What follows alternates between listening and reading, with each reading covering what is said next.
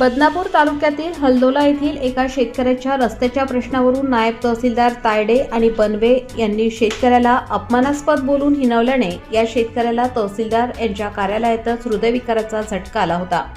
या प्रकरणात तहसीलदारांनी तात्काळ 8 दिवसात शेतकऱ्याला रस्ता उपलब्ध करून दिला नाही तर नायब तहसीलदार यांच्या तोंडाला काळे फासण्याचा इशारा दिनांक 9 डिसेंबर रोजी वंचित बहुजन आघाडीचे युवक जिल्हाध्यक्ष विजय लहाणे यांनी दिला आहे। बदनापूर तालुक्यातील हलदोला येथील एका शेतकऱ्याच्या रस्त्याचा प्रश्न अनेक दिवसांपासून प्रलंबित आहे। या ठिकाणी नायब तहसीलदार तायडे आणि बने यांनी पंचनामा देखील केला आहे, मात्र 50,000 रुपये न दिल्याने संबंधित शेतकऱ्याचे ऐकून देखील घेतले नसल्याचा आरोप करण्यात येतोय। शेतकऱ्याने नायब तहसीलदारांना जाब विचारला असता नायब तहसीलदाराने अरेरावी केल्याने शेतकऱ्याला बदनापूर तहसीलदार तेजस्विनी जाधव मॅडम यांच्या समोरच तहसील कार्यालयातच हृदयविकाराचा झटका आला। या शेतकऱ्याची वंचित बहुजन आघाडीचे युवक जिल्हाध्यक्ष विजय लहाणे यांनी पीडित शेतकऱ्याची सामान्य रुग्णालय जालना येथे जाऊन भेट घेतली। तहसीलदारांनी या शेतकऱ्याला तात्काळ रस्ता करून द्यावा, अन्यथा बदनापूर नायब तहसीलदारांच्या तोंडाला काळे फासण्याचा इशारा विजय लहाणे यांनी दिला आहे। प्रबंधभूमी महाराष्ट्र न्यूजसाठी प्रतिनिधी सुनील भारती, जालना।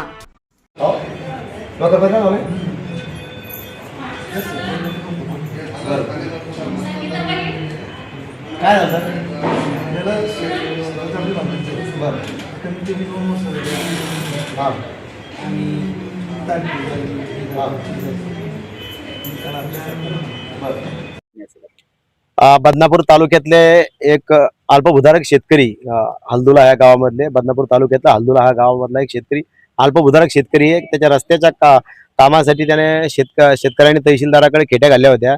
तायडे म्हणून नाईब तहसीलदार आहे त्या ठिकाणी, त्याच्याकडे खेट्या घालल्या। यापूर्वी त्याने त्याच्या काकाला आणि त्याच्या वडिलाला धक्काबुक्की करून त्या ठिकाणी बाहेर काढून दिलं होतं।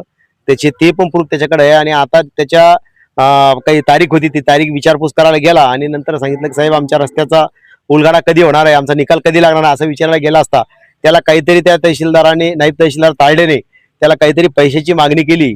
त्याच्या कारणाने आणि जोरात आराडाम बाहेर होय असं म्हणला, तर त्यामुळे त्या शेतकऱ्याला मात्रे म्हणून एक शेतकरी आहे त्याला त्या ठिकाणी अटॅक आला आणि त्या अटॅक आल्यानंतर त्याला तहसीलच्याच काही कर्मचाऱ्यांनी तहसीलदार मॅडमने त्याला त्या ठिकाणी ऍडमिट केलं, तिथून त्याला रिफर केलं आणि जालन्यात आणलं होतं। आम्हाला रात्री माहिती मिळाली होती, तसं आम्ही रात्री आम्हाला उशिरा माहिती मिळाल्यामुळे सकाळी तिथे 8 वाजता हजर झालो वंचित बहुजन आघाडीच्या वतीने। आता आम्ही त्यांची भेट घेतलेली आहे आणि भेट घेऊन आता आम्ही त्या बघितलं, त्यांची माहिती घेतली, सगळी विचारपूस केली, त्याला 50,000ची मागणी केली होती।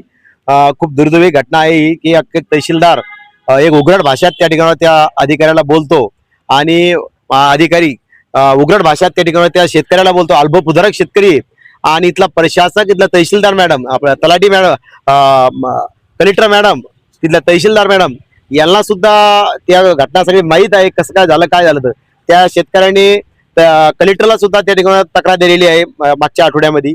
एवढी घटना गंभीर असताना इथला प्रशासक जर डोळे बंद करून बसत असताना अगर त्या शेतकऱ्याचं जर त्याला वेळेत जर दवाखान्यात आलं नसतं, उपचार जर त्याच्यावर झाले नसते, तर त्या शेतकऱ्याचा खरोखर या ठिकाणी जीव गेला असता आणि जीव गेल्यानंतर तिथला प्रशासक मग जागृत होतं। मग त्या शेतकऱ्याला काय तुम्ही त्याचा जीव गेल्यानंतर त्याला रस्ता ओपन करून काय फायदा आहे। एक अल्पभूधारक शेतकरी त्याचा 20 आर जमीन त्या ठिकाणावर आता सध्या पडीत पडेल आहे। आम्ही ती सुद्धा जाऊन वंचित बहुजन आघाडीचे कार्यकर्ते बघून आलेलो आहे। आम्ही त्या घटनेचा निषेध करतो आणि तिथल्या तहसीलदाराला आम्ही तुमच्या माध्यमातून या ठिकाणी इशारा देतो की तुम्ही त्याला 8 दिवसामध्ये त्याचा जर त्या रस्ता जर खुला करून दिला नाही तर वंचित बहुजन आघाडीच्या स्टाईल मध्ये आम्ही त्या तहसीलदाराच्या तोंडाला काळा फासल्याशिवाय राहणार नाही। ताज्या व महत्त्वाच्या बातम्या बघण्यासाठी प्ले स्टोअरवर जा, प्रबंधभूमी ॲप डाउनलोड करा व या धावपळीच्या जीवनात अपडेट राहा।